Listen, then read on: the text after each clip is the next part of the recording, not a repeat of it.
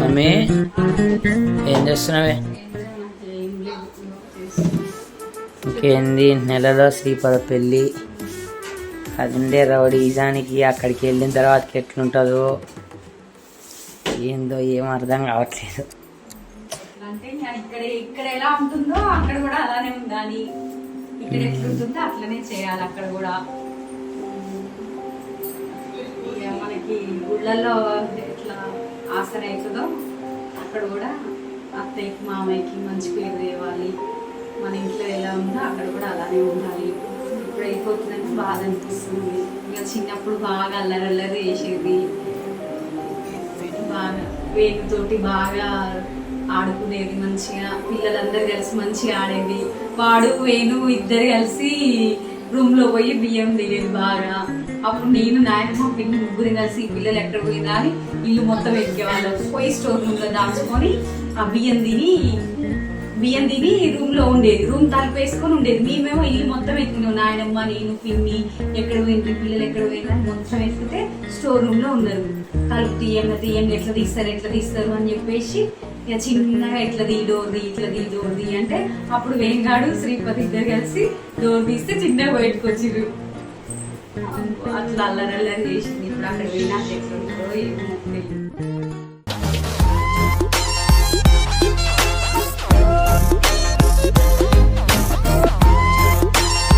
నానా ఏం చేస్తున్నావు?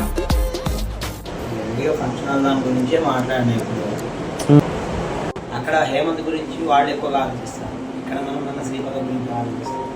అంటే నాకు దీని గురించి పెద్ద టెన్షన్ కూడా లేదు, ఆశయ గురించి చెప్పాలంటే. ఇది ఎందుకంటే గంటది కాబట్టి అసలు గాయత్రి ఎక్కువ కూడా అసలు అంతకుముందు పోయినా కానీ కూడా నాకు ఎక్కువగా ఆలోచన గాయత్రి మీదనే ఎక్కువ ఫోకస్ పెట్టింది.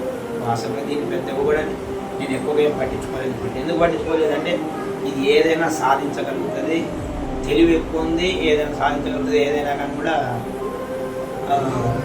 పని విషయాల్లో కానీ ఏ విషయాల్లో కానీ కూడా సాధించగలుగుతుంది. ధీమాగా అసలుగా ఒక విధంగా చాలా సంతోషం ఉంది, ఒక విధంగా బాధ. ఎందుకంటే సంతోషం ఏంటంటే మంచి కుటుంబంలోకి వెళ్తుంది అని చెప్పలేని సంతోషం. ఒక విధంగా బాధ ఏంటంటే బాగా అల్లరి చేసేది, మళ్ళీ అల్లరి ఇక్కడ మిస్ అయిపోతున్నా అనేటట్టు బాధ. రెండు మొన్న అంటే ఏం చెప్పాలో తెలియదు, కానీ ఒక విధంగా అయితే పూర్తి హ్యాపీ. ఒక విధంగానేమో ఇంకా రోజు గడుస్తుంటే బాగా.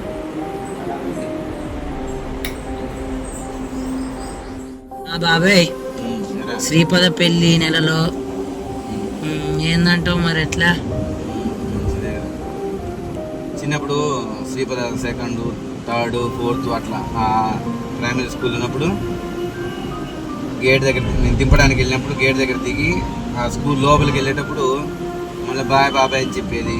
అంత దూరం పోయాలి, వెనక్కి తిరిగల్లా బాయ్ బాబాయ్ అని చెప్పి మళ్ళీ వచ్చి ఏడ్చేది పట్టుకుని. మళ్ళీ లోపలికి వెళ్ళి దింపేవాడిని, మళ్ళీ బాయ్ చెప్పేది. అట్లుండేది. ఇక పెద్ద అయిన తర్వాత మళ్ళీ గుళ్ళలోకి మనం ఎప్పుడు రమ్మని వచ్చేది, అన్నీ అలంకారం చేసేది, అన్నీ కడిగేది, పండగలు వస్తే అన్ని అలంకారాన్ని చేసేది. ఇప్పుడు పెళ్లి చేసుకొని వెళ్తుంది. మళ్ళీ హ్యాపీ మ్యారీడ్ లైఫ్ హ్యాపీగా ఉండాలి. పిన్ని ఏం చేస్తున్నావు? ఇంకేంది, శ్రీపద పెళ్ళి మొత్తం హడావుడిగా ఉంది. గట్టిగా చూస్తే 4 రోజులు. ఇక్కడున్న విలనిజం అక్కడ ఎట్లుంటుందో ఏందో ఏం అర్థం కావట్లేదు. చిన్నప్పుడైతే ఒకటే బట్టలు మార్చేది, ఎట్లు తిక్కుంటుందో బట్టలు తాపొక బట్టలు ఎన్ని డ్రెస్సులు ఇప్పేది. చిన్నప్పుడైతే నిమిషానికి ఒకటి ఉంచేది బట్టలు. అయితే ఇప్ప పైకి పోని వేరే డ్రెస్సులు వేసుకుని సవరాలు పెట్టి జడలు వేసేది. నాయనమ్మ సవరాలన్నీ తీసుకుపోయేది, ఏమంటూ తీసుకుపోయి సవరాలతో జడలు వేసుకొని పూల జడలేదు. రూపాంటి వాళ్ళ పిల్లలు శ్రీపద అందరు కలిసి రేకుల కింద కూర్చొని ఆగం ఇసుకలల్లో ఆడ నిమ్మ చెట్టు కింద కూర్చొని పొయ్యిలు పెట్టి ఎంత గోల అంటే అంత గోల. ఇప్పుడైతే ఎట్లుంటారో ఏమో మరి అక్కడ పోయినాక. ఎట్లా చేసుకుంటుందో ఏమో. ఏం చేస్తున్నావే? ఇంకేంది రెండో బావ వస్తుండు, కొత్త బావ మన ఇంటికి. ఇంకేం శ్రీపద అక్క పెళ్ళి నెలలో. బాగా అనిపిస్తుంది శ్రీపద వెళ్తుంటే. హాసిని ఏం చేస్తున్నావు? ఏం చేయట్లేదు, రేపు హిందీ ఎగ్జామ్ కానీ అమ్మకి రాస్తుంది, పానీపూరి తినిపిస్తుంది. మా శ్రీపదక్క వెళ్ళిపోతుంది, నాకు బాగా వేస్తుంది. బొమ్మలు కొనిపించేది, వాళ్ళు పానీపూరి తీసుకెళ్ళి ఎవరో ఆడిపించుకునేది ఎవరో. మా శ్రీపదక్క మంచిగా చూసుకో.